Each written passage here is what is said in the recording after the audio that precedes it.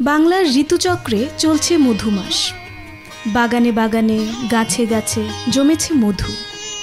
এই প্রতীক্ষায় বছর কাটায় ফলপ্রেমী মানুষ। বলছিলাম মধুমাস জ্যৈষ্ঠের কথা।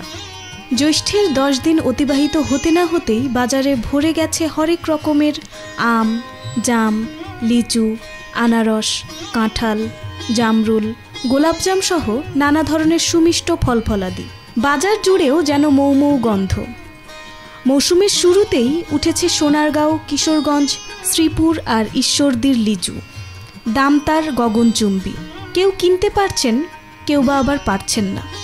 500 থেকে 700 টাকা দরে বিক্রি হচ্ছে লোভনীয় এই ফল।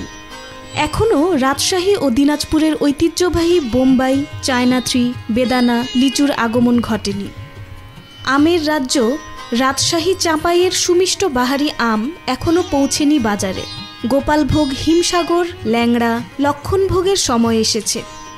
তবে সাতক্ষীরার আমগুলো বাজারে মিলছে অহরহ। সেই সাথে বিলুপ্তপ্রায় দেশি প্রজাতির গুটি আমও কিছু চোখে পড়েছে। বাজার ভেদে আম বিক্রি হচ্ছে কেজি প্রতি 70 থেকে 100 টাকায়। মধুপুর, রাঙামাটি, খাগড়াছড়ি, বান্দরবান ও সিলেট অঞ্চলের পাহাড়ি আনারসে বাজার ভরপুর। ছোট আকৃতির জলডুবি আনারসের কদরই যেন বেশি। সুমিষ্ট টসটসে জামও সবে উঠতে শুরু করেছে। কেজি বিক্রি হচ্ছে 300 টাকায়। গোলাপজামও দেখা যাচ্ছে সীমিত পরিসরে, দাম তার 300 টাকা।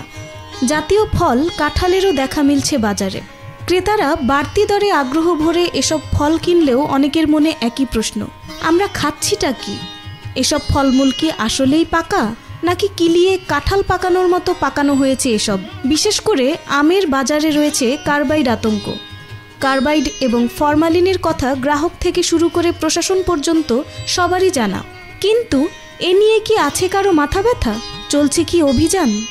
বাজার তদারকির ব্যবস্থা এখন সময়ের দাবি বলে মনে করছেন সংশ্লিষ্টরা।